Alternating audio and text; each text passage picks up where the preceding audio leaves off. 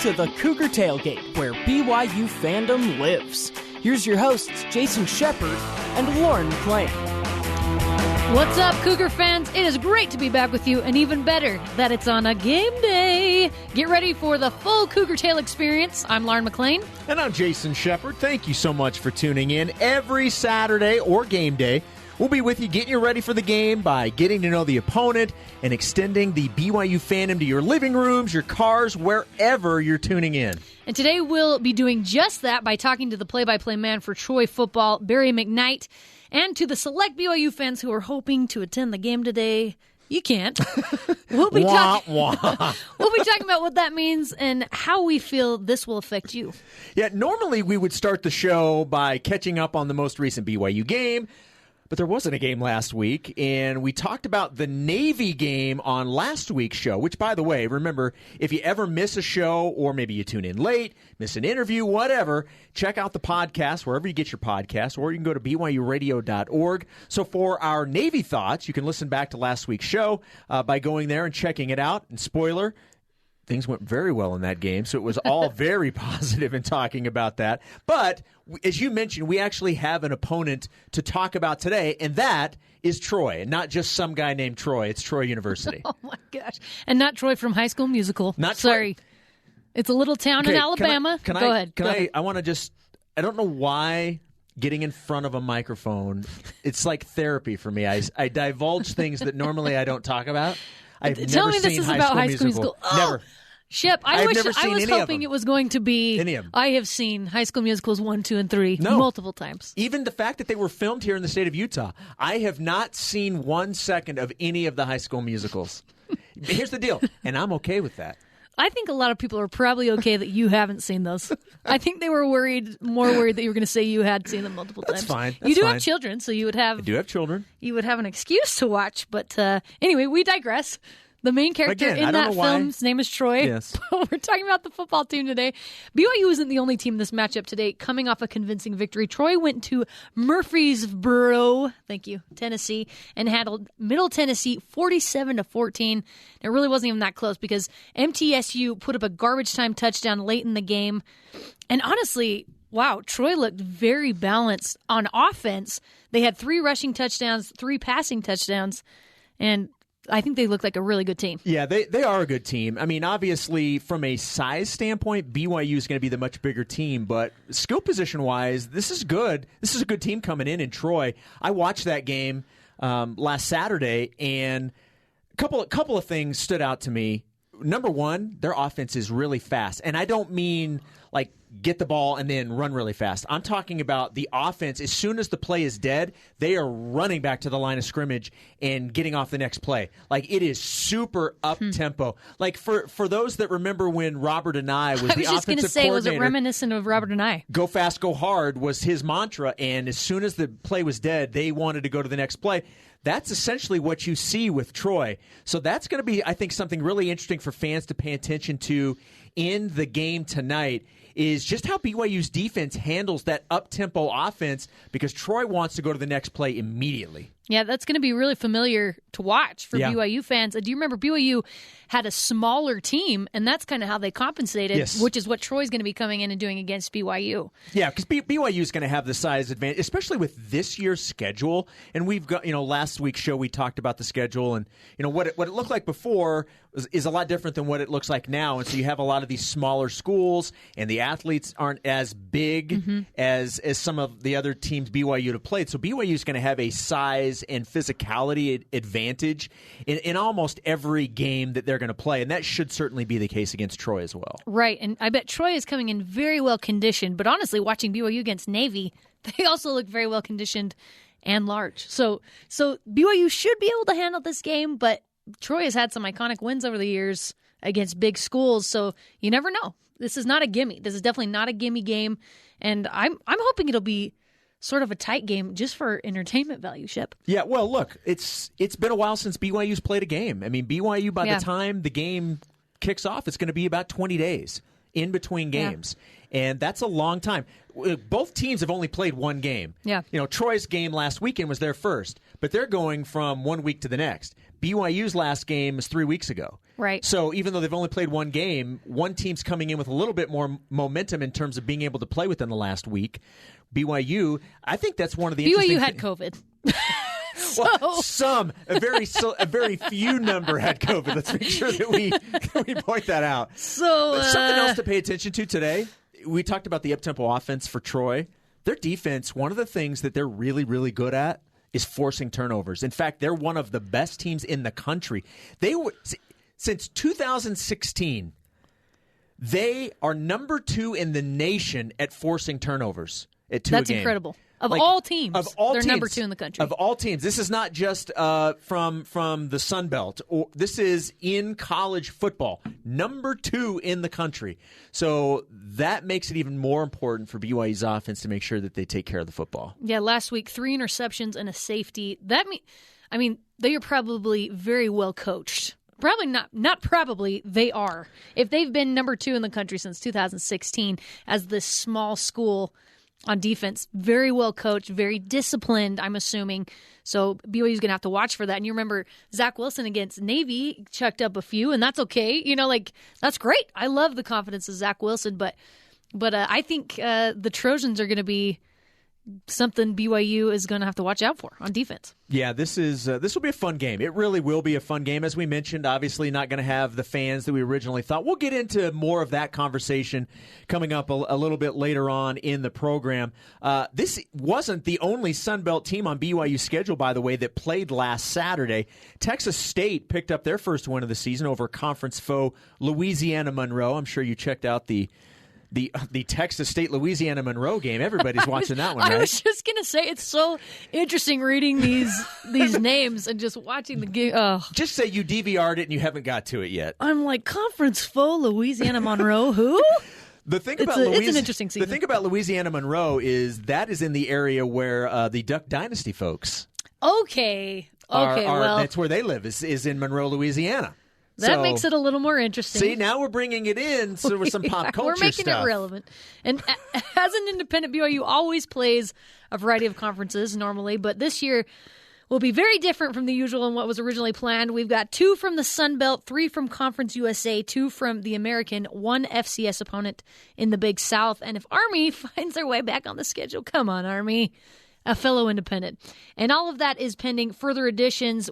We still hope to see as more schools make the decision to play in the fall. And that's happening. That's obviously some of the big news in the last week is that the Big Ten making the announcement. They're coming back to action. They're going to play in the fall. It'll be in late October. Pac-12 working on it as well. So a lot of these conferences that decided, and you even have some of the G5 conferences that are into at least looking into the possibility of coming back. So a lot of these conferences that were pretty adamant that they were not going to play in the fall, reconsidering, a lot of that having to do with the availability of these rapid result daily tests.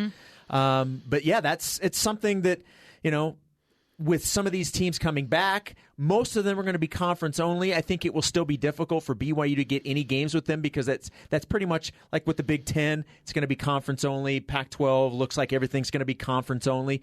I don't think BYU is going to be able to get into that. I think where BYU's holding out a lot of hope, and it's the reason why right now there's only one game in November, is because some of these games that are currently scheduled in November, if for some reason they get canceled and one team is still able to play, maybe they will be looking for an opponent. That's where BYU jumps in.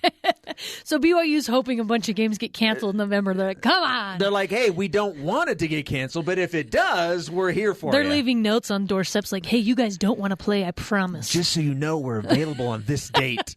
So, play us instead. But let's get them to cancel. It's a strange time because you have some of college football playing, quote unquote, during the normal time of the season, but then daily you may have a game that's being postponed or that game's going to be canceled. I mean, we saw with BYU the game with Army, and now you've got teams that weren't going to play are now coming back in the mix. It is just a strange time overall when you think about sports in general. We're not even going to know what we're looking at. It's true. In November. We're going to be like, what is happening right now. Actually, November might be the most normal-looking month that we've seen so far. Yeah, you've got all the teams that you expect to see normally starting in September, and now everybody will be playing, at least we assume everybody will be playing come November. All right, coming up on the other side of the break, we'll get to know everything about Troy University as we talk to the voice of the Trojans, Barry McKnight. Stay here for more Cougar Tailgate. Did you know there have been 2 players selected in the first round of the NFL Draft heralding from Troy University? DeMarcus Ware and Leotis McKelvey.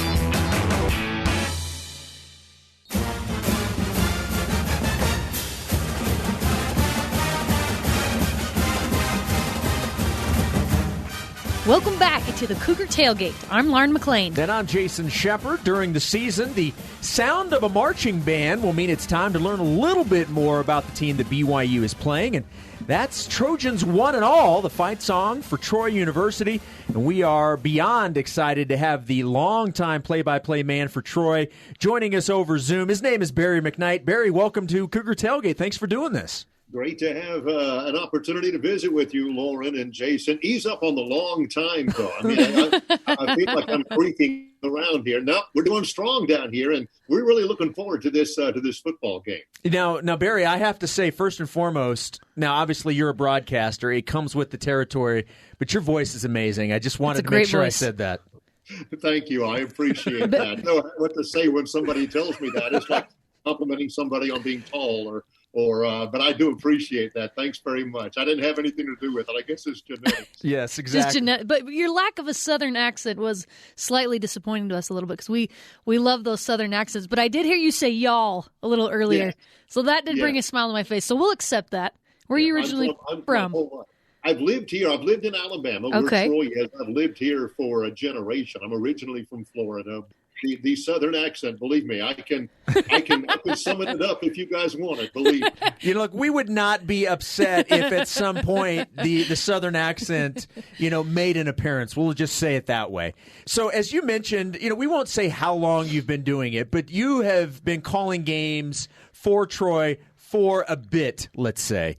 What is your favorite memory of Trojan football through the year? If you can't come on one, maybe 1 or 2 memories that really stand out to you. Well, a couple of them came late. In 2017, Troy went down to Baton Rouge, Louisiana, and beat LSU 24-21. It was one of the great nights ever, maybe the biggest upset in college football that year. Troy led throughout, but LSU was edging in, and at the very end, it took a late interception to salt it away, and I thought my heart was going to burst by the time that happened. And then the next year, in 2018, Troy went to Nebraska and beat Nebraska in Lincoln, and led throughout in that game as well. That one, like the LSU game, was really no upset. Troy has had a really proud tradition of success in football, and the last couple of years, 3, 4, 5 years, have really been sort of the high water mark, so to speak, for accomplishments in the Division I-A era. Anyway, that's fantastic. Those are some iconic wins right there, and that's something to hang your hat on. Like you said, they've had a great football program over the years, and very similarly to BYU. BYU has had some iconic wins over the last few years, but this year BYU's schedule is a little bit different. They lost their biggest rival, Utah, off their schedule, and you guys ended up with your rival twice, which is really interesting. So tell us about the game between Troy and MTSU. Well, we got to tip our hats to Tom Holmoe because we've gotten 12 games, but like you said, we had to schedule 2 games twice. I don't know how the athletic director at BYU has been able to cobble together a schedule there. It had to be in order to get 12 games. We're only one of 9 schools to have a 12-game schedule now. We had to make some concessions. One of those was playing Middle Tennessee State twice, which has been a traditional rival of ours. We opened up last week up there, and we won it handily, 47-14, and we looked really good. There were a lot of question marks on defense for us from last year when we were so injured and so thin. But the takeaway from that game for me is we've got a young quarterback that I think you'll at least enjoy watching compete. His name is Gunnar Watson. And just the absolute sheer joy of being able to play a football game. Yeah. My gosh, it seemed as though during this long off season, we would never get to this point. We've had 3 different opening games scheduled at 3 different dates. And I really was skeptical of the whole thing until the opening kickoff was actually in the air. You know, as I was watching that game, because that was a game that was on in the afternoon. So, and with not as many games being available to put on television right now, there are a lot of games that normally you wouldn't see on an ESPN or an ABC that are there. And so I was actually watching that game, and I kind of laughed to myself when I saw, Gunnar Watson, the quarterback for Troy, and I thought, wow, come Saturday, there are going to actually be 2 Gunners. I wonder if that's the first time that's ever happened in a game, because Gunnar Watson and then BYU has a Gunnar Romney. Now, they spell it differently. It's AR versus ER, but I'm wondering if we're going to have the first time with 2 Gunners in one game. Well, I tell you what, as a broadcaster, the least we can have matching names, it's better for me, because believe me, I may call Gunnar Romney Gunnar Watson 2 or 3 times. I'll try to hold that down. Just stick with Gunnar, and you're good. Yeah, just stick with the first name, and you can't go wrong. I was wanted to ask you about, and obviously you'll find out this show is a little different in terms of some of the questions that we would normally ask. It's not as much X's and O's. It's more really to get to know the traditions and the opposing universities. And one of the things, because you mentioned the rivalry game with Middle Tennessee, rivalry game trophies or something that passes back and forth between rivals, that's something that's kind of a really cool tradition across college football. Is there anything that gets exchanged between Troy and Middle Tennessee or any of the other rivalries that Troy has? Well, there are a couple of rivalry games we have. The Middle Tennessee is the battle for the Palladium, and the Palladium trophy gets exchanged. It's about 4 feet tall. It looks like it's made out of wood. It's actually, I think, pretty ugly. It's not attractive at all. But you get one of those, and it always has the front seat on the bus heading back, and it's belted in and everything. We play against South Alabama later on. As a matter of fact, next week. At their place, and that's a battle for the belt, and that's really that really resonates here in Alabama. You've got a World Wrestling Federation style championship belt. It's huge with a big belt buckle and lots of chrome and gold trim and all that. It looks like something you'd see, at a WCW event. Our guys love that one now. That one is something that you sling over your shoulder and you walk down the street with some pride. I was going to ask you if that gave the players more motivation to win that game, only for the fact that the rivalry trophy is so much cooler. Yeah, it is definitely cooler. Now, some of the rivalries we see are not all that great. I wouldn't be particularly motivated to fight any harder for an old oaken bucket or a golden axe or some of the other ones that we have out there. So the Palladium is serviceable. It definitely is something that you battle for, but once you've got it, you realize it's really not a whole lot to look at. You take a look at it and you're like, this isn't that great. So you guys are the Troy Trojans, and yes. Troy has been actually a number of things throughout the years. You've been the Red Waves, the Teachers. The Teachers is my favorite, yeah, Barry. I'm not sure the Teachers, why the Teachers, but do you know the story behind the current mascot, the Trojans? Well, it's a kind of a multi-tiered story. Troy began as a teachers' college in 1887, and that's why they're called Teachers, which doesn't exactly strike fear, awe, and shock amongst the opposition there. And then they went to the Red Wave. Troy's coach was a graduate of the University of Alabama, which is the Crimson Tide, and there was sort of a takeoff about that, which really, you don't really want to have something that's sort of a subsidiary of another school in the state. And so they put it to the students, and they had a vote. In 1968, I want to say, they had a vote, and they voted right up until the opening game. So by the time the Troy team, this was in the Division II days, by the time the Troy team got on the bus to head on the road to their first football game, they didn't know what they were named. Once they got to the venue, they found out that the students bowed to logic and decided to call them the Trojans, being from Troy. So literally, I mean, you see in baseball a player to be named later. Well, for Troy, we were a team to be named later. What a crazy story. Mm-hmm. That's awesome. That is crazy that they didn't even know what they were until they got there. So now this is obviously a couple of years down the road, but the fact that Troy is coming to Provo this year, BYU is going to return the favor and head back to Troy in 2026. Again, we realize it's still a couple of years away, but for anybody that may be into making long-term plans, if somebody is planning on going to that game, give everybody an idea of what Troy, Alabama is like, what they can experience, some of the things if they go they want to see. This is your opportunity essentially to be the on the board of tourism for Troy, Alabama. I will give you a short travelogue of Troy, Alabama. It is the epicenter of humidity, number one.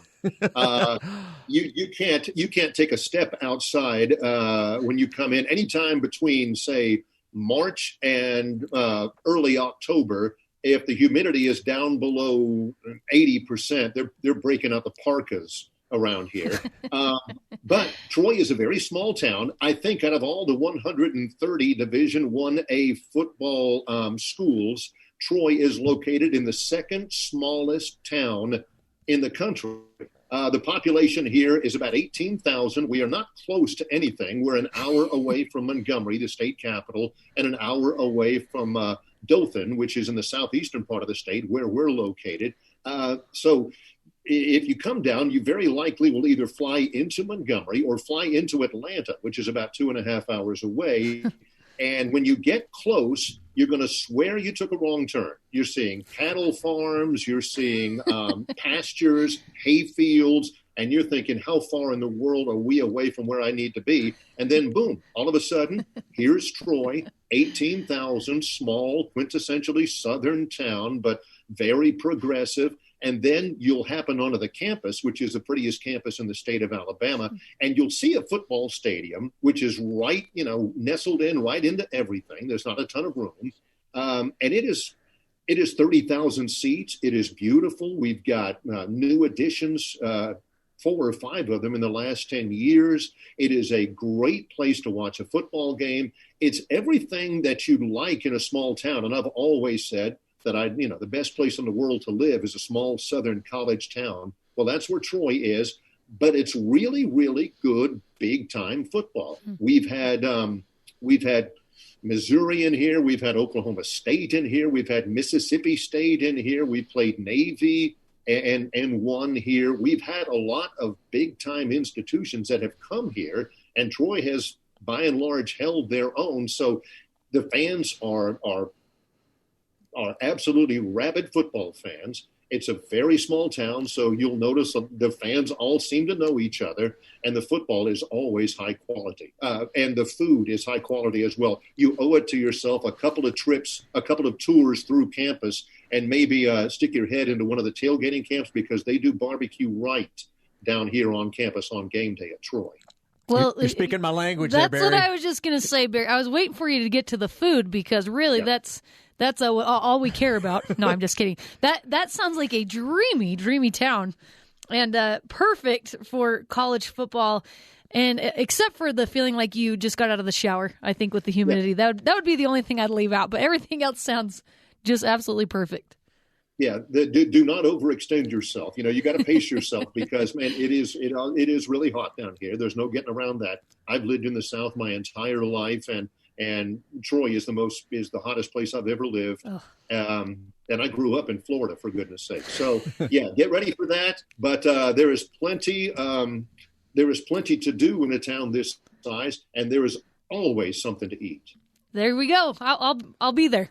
I'll be there in, what is it, 2029? 2026. 2026. Lauren is going to go book her flights right 5 or 6 years in advance. It's fine. Hopefully we're all done with all of this by then. Yes, I hope so, Barry. If we're not in 6 years, something's really wrong. All right, Barry. So who are some of the recognizable names to have come out of the Troy program through the years? Well, the probably the most recognizable, and we're looking for him to be named to the Pro Football Hall of Fame anytime soon, is a linebacker for the Dallas Cowboys and Denver Broncos named DeMarcus Ware. He went to school here. There's a defensive end named Osi Umenyiora, who was with the New York Giants, won a couple of Super Bowls. He went to school at Troy. As a matter of fact, he and DeMarcus played on the same teams together here at Troy. Place kicker for the Giants named Lawrence Tynes, who kicked a couple of game winners in the conference championship games to get them to the Super Bowl. He is a Troy alum. So there's plenty of guys. There's lots of them who are on NFL rosters now, have been on NFL rosters. Like I said, there's a great legacy of football here, and some really, really good names have come through. Barry, how are your pronunciation of Polynesian names coming along, by the way? Well, I'm actually working on the spotting charts right now, and I'm pretty good on several of those, as long as they space them out. Tanuvasa, I'm okay with. Yep. I've got. If you need any help, all you need to do is ask. We're here to help. Yeah, I am not overawed by this. This is not intimidating to me. I'm going into it with a strong sense of self-worth on this. I got this. I can get these. That's why he's a professional. That's right. There. He's been around a number of years. He knows what he's doing. Shep, come on. If I can do O.C. Umanyora, I can do anybody. Barry, I do want to ask this. I'm just curious. How do the guys feel about coming into Provo, and what are their thoughts on BYU as a whole? Well, BYU is it's a blue blood program. Troy has gone into places before. There's no intimidation. There's not going to be, there's going to be respect, certainly, but there's no intimidation about coming to BYU because we've gone, into other places like that and had success. I think for a lot of us, the trip to BYU is, for a lot of our guys, it's a beautiful part of the country. It's a place they've never been before and possibly will never go again. And it's a really, from what they tell us, and I've been to Utah several times to do games, from what they tell us is just an absolutely breathtaking campus. They're hopeful that they get a chance to take a look at the campus. But in terms of the game itself, lots of respect for BYU. They know a lot of the names that have been, coming through the programs. They know, the Jim McMahons and the Robbie Boscos and the Ty Detmers. Believe me, they know them. So It's a great sense of anticipation, but it's confident anticipation, I would say. All right, Barry, one last question. And when we wrap up these interviews and as we're getting to know the opponents, we always want to give our listeners, our BYU fans, a heads up on somebody that you feel, or maybe even one thing that you feel maybe fans don't know a whole lot about. So if there's maybe an under-the-radar player that maybe isn't getting all of the spotlight, but maybe by the end of the game, he's going to be somebody you'll pay attention to. Is there somebody or something about Troy that you can point to that say maybe it's not getting talked about a whole lot, but you're going to pay attention to this during the game? Well, I know you'll notice this. This is one of my go-tos anytime something like that happens, when people ask me for a feature idea. We've got a linebacker. He's a middle linebacker. He is a former walk-on. His name is Carlton Marshall. Remember that name because when you watch it on TV, I guess you're not going to be there. When you hear the PA announcer, you'll hear that name a ton. He is about 5'9". He weighs maybe 215 pounds. Like I said, a former walk-on. And he makes every tackle. He's an All-American. He was an All-American last year. He was a freshman All-American 2 years ago. He's the preseason conference player of the year at linebacker. You'll watch him on game day. You'll watch him out there, and you won't understand why he's making all the tackles, because he's not big. He's not particularly fast. He you see him in street clothes, and he doesn't look, like a football player. But he makes every tackle. He led the league in tackles for loss last year. And I've always said one of my main challenges in doing the play-by-play at Troy is to try to think of different phraseology for Carlton Marshall makes the tackle, because he makes every one of them. And I've been following football for 30 years, and I still don't understand how he does it. You're going to enjoy watching him play. He is Barry McKnight. He's the play-by-play man for the Troy Trojans. Barry, thank you so much for taking a few minutes. We really do appreciate it. It was fantastic to talk to you, and have a good call coming up on Saturday. I really appreciate it. This was enjoyable. Thank you for asking me. Coming up next, September is almost over, and BYU is only 2 games into their schedule. We'll take a look back at some other unique seasons in Cougar history. This is Cougar Tailgate. Did you know that the Troy State basketball team is responsible for the highest scoring game in NCAA history when they won against DeVry University? Yeah, that DeVry. 258-141.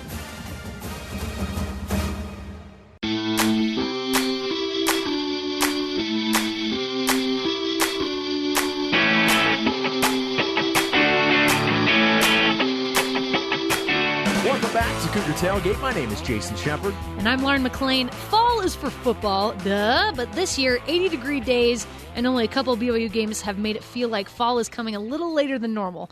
In fact, Cougar Stats tweeted this week that this is the first time BYU has only played 2 games during September since 1973. Shep, how old were you in 1973? I was not born. Okay. I was close, but I was not born yet. You don't need to age me. I know you're a hair older than me, but I just want to share.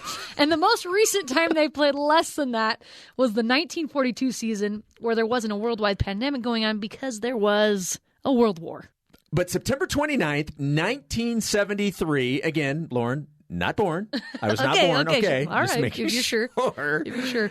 BYU won in just their second game of the season over the Pac-8. Yes, not the Pac-12 or even the Pac-10, but the Pac-8 against Oregon State. BYU didn't win a ton that season, but they did beat Utah, which, let's be honest, is always a good thing. 46-22 in Robert Rice Stadium. That was Rice-Eccles Stadium at the time. So they had that. So BYU beat Utah back in 1973. You know what? For a lot of fans, it doesn't even matter what happens the rest of the season. If they beat Utah, that is all they remember. So there you go. Hang on to that, Cougar fans. Hang on. For all of you fans back in 1973, hang on to that one. Oh, I'm sure they are. 73 was actually Lavelle Edwards' second year coaching, so BYU Stadium had a different name too back then. And the next year, 1974, marked the first time BYU would be nationally ranked and go to a bowl game in school history. Yeah, beginning a very long tradition for the BYU football team going to bowl games. All right, the 73 team was led by one of Lauren and I's really good friends. About as nice of a guy as you will ever get an opportunity to meet. One Gary Scheide. He was the quarterback. Best. He's fantastic. And they had a young back by the name of Charlie Ayu. That name should sound familiar to current Cougar fans because his grandson is Chaz Ayu, the current linebacker on the BYU football team. How about that? That's nice fantastic. Connection there. That is awesome. 2020 will likely be a year that we don't soon forget, but let's check to see how much we remember about 1973. Well, we don't actually remember anything because neither of us were bored. Yes, but we're pop culture enthusiasts enough that 70s were a great time. We're hoping that we will know some of this. Let's bring in our producer, Cole Wissinger. He's going to join us on this. And, hello, folks. So now, are you essentially going to quiz us? Is that how this is going to go? I didn't want to be mean, but we can frame it that way if you'd like. Okay. Okay. Well, I got some pop culture knowledge from 1973 to just entertain and educate the folks and, see if they can play along and remember, what was the number one song on the Billboard in September of 1973. Okay, so now I have to, completely admit that I also did some research on 1973. Shep cheated, Cole, so really, I'm the only one honestly taking this quiz. And everyone listening along and everybody home. listening, That's true, that's true. But I have some stuff that maybe if you don't get to, maybe I could bring up. And I have stuff for both 1973 and 1942. The other season, of course, where BYU had a minimal minimal amount of September football games. All right, a world war. Okay, you said the number one song. Yeah, I'm going to start playing it for you and see when you pick it up. Disco, right? Okay, let's hear it. Yeah. So not quite disco, but the name of the band's Grand Funk, right? Ooh. So Grand Funk Railroad, we're an American band. Such a 70s sounding tune. It is 70s sounding. I actually wish Gary Scheide was in here with us in this booth to comment on all these. Gary always talks about his long hair he had back in the 70s that he would grow out when he was away from campus, during the summer at home. I feel like I need a mullet listening to this song. I really like it. I enjoy it. All right, what else you got for us, Cole? So that's specific to this week, right? In 1973. Box office numbers in 1973 were much looser because people weren't keeping track of when exactly a movie was going to come out. It was just, they were still watching Gone with the Wind and Wizard of Oz a ton by 1970. They just kept putting movies back in the theater. But I did find by the year's kind of what they're doing end, now. That's anyway, true. Keep going. By the year's end, the top box office earners that year were The Exorcist and Oscar award-winning The Sting. Yes. And I too knew that because that was part of my preparation for this show and looking up things that happened in 1973. The Sting, is that also a horror film? No. The Sting is with Robert Redford, right? And Paul Newman, one of the Redford Newman flicks. Yeah, they set up like a sting. An operation? Okay, yeah, it's that kind of sting. sting. I don't know if it was like a giant... Or Attack of bee. the Killer Bees, the sting. Well, that's what I was thinking. We could make that Okay. movie, too. All right, Cool. do you have anything else, or do you want me to add something that I brought? Well, and finally, television, right? To me, the big medias, right? Music, movies, and TV. Just this week on Monday Night Football, they were celebrating their 50th year of Monday. They wore those glorious yellow blazers, That's right. throwing it back. Monday Night Football was in its third year, and it was barely in the top 20 on the Nielsen ratings. Wow. It was September. a completely new concept. Yeah. We think that football dominates the ratings because it does nowadays, but it was a different world back in the 70s. What was it? I cannot wait to hear what topped It was Monday a Night Football. time when All in the Family and the Waltons Yep. were both drawing more viewers on a given day. And Monday Night Football. Don't forget, because I too have All in the Family, the Waltons, but the other highest rated shows of the year, Sanford and Son, Okay, yep. MASH, of course, MASH. and Hawaii Five-0. I mean, which are great TV shows. All things that now you find on Nick at Night, that are all the retro shows, you know. I mean, the Super Bowls every year when they break records for who's watching, they're breaking the MASH season finale. That was the first appointment television. All right, so can I give you guys a couple of things then? I'm gonna do sports first. This will let you know just how long ago this was, because the Miami Dolphins won the Super Bowl. Wow. Over the Vikings. That was Yeah. the year after their undefeated season. Which they still celebrate every time everybody loses a game, that they're still the only undefeated team. Can't The forget. Oakland Athletics won the World Series Okay. in 73, and the Knicks won the NBA Finals. So it's been All these so teams long. have really gone downhill Yes. since 73. Is there a curse? The Dolphins, the A's, and the Knicks were all champions. That lets you know how long ago this was. Was there a 73 curse? No. The- For all of our Heard all these hockey teams. friends, the Montreal Canadiens won the Stanley Cup. How about that? Okay. That's because it was the 70s, and the Canadians, I think, won 8 or 9 out of the true. Stanley Cups that I'm sorry, decade. it's pronounced the Canadiens? Yeah, the Montreal Canadiens. Canadiens. Were you just saying the Canadians? Well, I'm listen. I'm not a sorry, Harrison Collier, but I'm not a huge hockey fan. So especially from the 70s, are there still Canadians? Is that still? Yeah, the Montreal Canadiens still play. You just wow. throw the extra little accent into it. Yes. It's because it's French Canada over there in Montreal, and so Well, Cole said it first. I'm like, he said that a little strange, and then Shep, you said Canadians. I'm like, what is happening here? we could consult with Greg Wrubel, the resident Canadian. That is true. Okay. In That our is true. Okay, so now this good is to know. this is some stuff that's going to blow your mind. All right. The average cost of a brand new home in 1973. This is going to be painful for the every- millennial over here in the room that doesn't own a don't home even yet. tell me because Take a I'm wild looking. guess. I'm Take a looking wild on guess. a home. Average The cost average of a new cost home of a new home. in 1973 was what? I'm going to go with 68. Oh my thousand. goodness, 32.5. No, can you imagine? The average home in 1972 cost 32.5. All right. How much about for a new car? I wish. A brand new car. How Hey, much? a brand new car. Come on down. Okay, I'll go with, let's say, brand new car, $10,000. $3,200. Oh my gosh. That is about how much my 10-year-old Yaris cost whenever I bought it. That is the amount that my dad spent on buying my oldest son his car that was from 2008. Yep. So it's like a 12-year-old car he got for that price. Take me back to the 70s, please. Okay, this one surprised me. This one is not as far off as I expected it to be.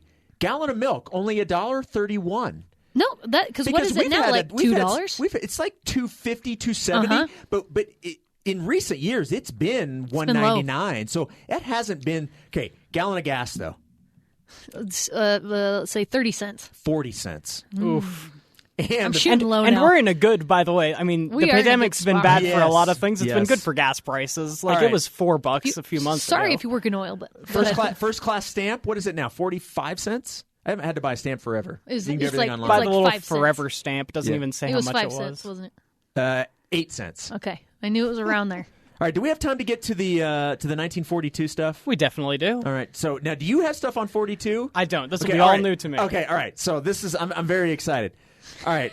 I'm So- guessing Grand Funk Railroad was not cutting songs, Ship cutting has a singles really in huge grin on his 1942. face right now. Grand Funk the way, Railroad, I everybody- do not believe was around in 1942. Shame. Okay, all right. Now, some of this, I do not have like the movies and stuff. This is mostly like the cost of living type stuff. If you wanted, since BYU is a Coca-Cola school, right? If you wanted to buy a bottle of Coca-Cola, because back then you bought bottles, how much was a bottle of Coca-Cola going to cost you in 1942? 10 cents. I'll guess a nickel. A nickel, right on the money. Cole, don't pretend like you didn't do research before this. I took the under. That's what I've thought 10. Okay, so do you remember what I'm I the only said? honest one in this. Do you remember what I place right now. said that the average home price was Yes, in you said 73? 32, 35, 2. What is the average new house price in 1942? This is going to blow your minds. Okay, but this is probably a 1942. house with like maybe 2 bedrooms. 2 bedrooms and 10 people living in it. Tiny kitchen, exactly. So I'm going to go with, let's say, $9,000. $3,700. Oh my! That is approximately what the car was by 1973. Yes. Okay. Average wage per year in 1942. $15,000. $1,800 per year. No. It's just shy of 19. It's 18.8. All right, I'll bust through some of these. The cost of a gallon of gas in 1942, 15 cents. If you wanted to rent a house, the rental market is just nuts right now all over, specifically obviously here in the state of Utah as well. Right. Average cost to rent a house, if you had $35, you could rent a house per month. $35 a month. Hey, which was actually kind of steep.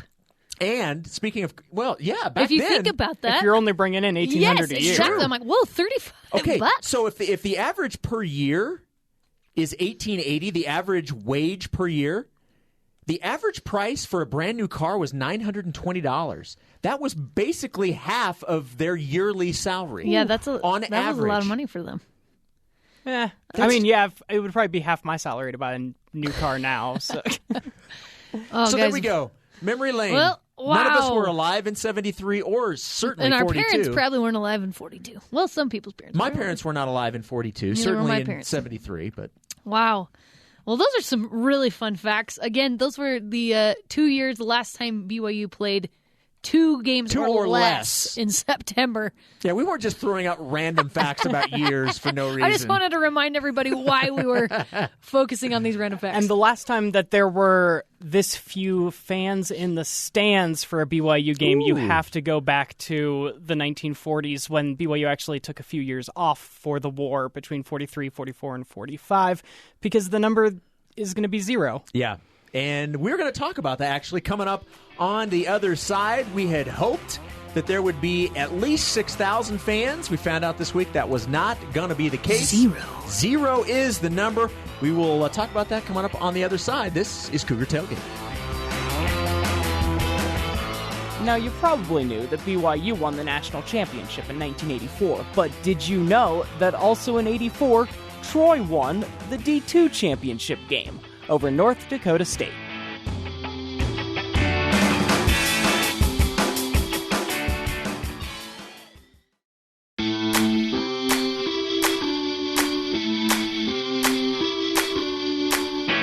Welcome back. At the Cougar Tailgate, we aim to bring fans together. We get an inside look into opposing teams, like when we spoke to Barry McKnight from Troy earlier today, and we dive into BYU traditions and help our national fan base feel like they're in Provo for the game. But guess what, national fan base? We're all in the same boat because nobody, in fact, gets to be in the stadium for the game today. Yeah, earlier in the week, in fact, the statement from BYU came out on Tuesday afternoon, and it said, in accordance with the state of Utah's announcement today, moving Provo from low or the yellow to a moderate or orange risk COVID-19 designation, the BYU Troy football game on Saturday will be played without fans at Lavelle Edwards Stadium.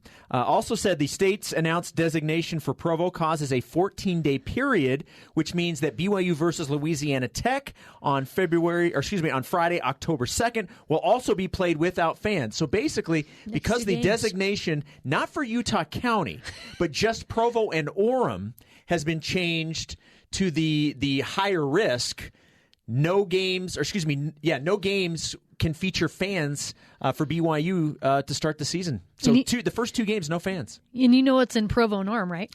That would be BYU 2 universities. and UVU, which actually came out this week, a joint statement saying everybody needs to kind of rally together and try and curve this spike that they're seeing within the 2 cities. So obviously this is not unfamiliar for the BYU football team. Since they did it at Navy, they played with 0 fans there. So they're going to be used to hearing actually what their quarterback is saying to them and what the sideline is saying. So I think it'll be strange for the football team, but they're used to it. It's just more for the fans. Like, how crazy is it going to be watching TV and seeing 0 people in LaVelle Edwards Stadium? Well, yeah, it will be strange. The thing is, this is going to affect a minute amount of people. And obviously, if you had tickets to go, if you were going to be part of the 6,000, like, I feel horrible for you because I know how exciting that was going to be. Yeah. And quite honestly, it was going to be one of those games like, look, only 6,000 people got into this game, and I was one of them. It was going to be one of those stories you're going to get to tell. So I feel really bad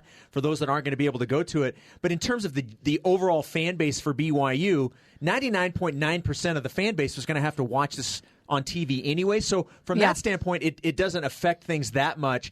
But obviously having fans in there, helps with concessions and things like that. So there's certainly a domino effect that goes into place now that you're not going to have any of those fans there.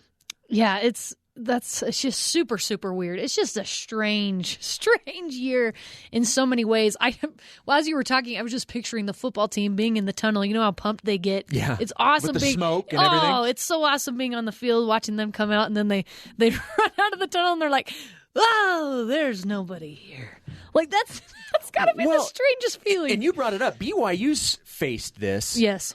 Troy actually played in front of some fans at Middle Tennessee last week. So this will actually be their first game in a stadium without fans. Now, it wasn't a large number of fans there in Murfreesboro, but there were people in the stands. So they had some semblance of crowd and ambiance, natural crowd and ambiance, that BYU still hasn't experienced yet, having just the one game at Navy with no fans. And I'm curious if BYU's marketing team is still going to do something kind of like they do in the NBA bubble.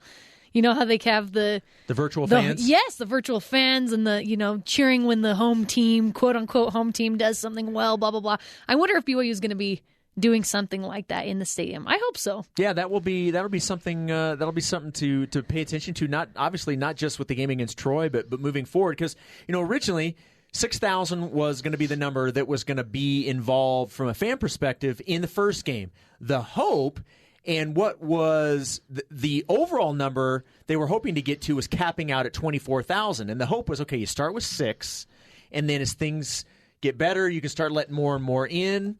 And eventually it would get capped out at 24,000, which I believe is roughly 40% of capacity at LaVelle Edwards Stadium, because that's 63,000. Yeah, 63,000 is capacity for LaVelle Edwards Stadium. Now you got to wonder, if the first 2 games you're not going to have any fans, if the third game, do you go to 6? And do you ever get, if the spike continues, you won't get higher than that. Right. So a lot of this is just based on how the current spike continues, whether it continues up and then you don't have fans continuing. If things start to go the other direction and things are better after the 14 days, it gets reevaluated, and then you see where you are. There's so many things that are unknown right now that the only thing we do know is for the first 2 BYU football games, no fans. That's all we know. Right. I think you plan on not having fans. Honestly, I think that's just what you plan on, and then hope for the best that you may be able to watch one BYU football game in person. So as for the away games, we're still. So I know at Houston, I believe they're going to be able to have some fans. Yes. So in Houston, they will be having some fans, because I know some people that have bought tickets to that. But that could still be up in the air. We don't know. Well, see, and this is and you brought up the NBA bubble, and I have to say, specifically with the NBA, and I even felt this. Because obviously Greg and the broadcast team were back in Annapolis for the game, and I was doing all my studio stuff here at the studio here in Provo at BYU Radio. So I was watching it on the monitor anyway. I was listening to Greg and then watching it on a TV in front of me. once the game started, they've done a really good job, and the NBA did a great job of this, that the cameras have zoomed in enough that you're not getting a look of a lot of other things outside of the court or in the terms for football on the field. So really, if you're watching it at home, it doesn't really feel or look that much different. So from that standpoint, I think people are going to enjoy it like they always have. I definitely had that thought while watching the Navy game. At the very beginning, you realize it. You're like, whoa, there are no fans. And then you kind of forget about it as they're playing the game. You don't think about that at all. But it's amazing being at college football games. So I'm just hoping and praying that eventually something happens and fans will be able to go in the stadium. Well, and it's interesting that you say that. This week, safety Zane Anderson had mentioned, one of the things that we all have to remind ourselves, and he was talking about him and his teammates, is we are extremely lucky that we are playing football right now. That's the important part for them, is that they have been given an opportunity to play football, regardless of what the circumstances are around it, whether there's fans, no fans, whatever the case is.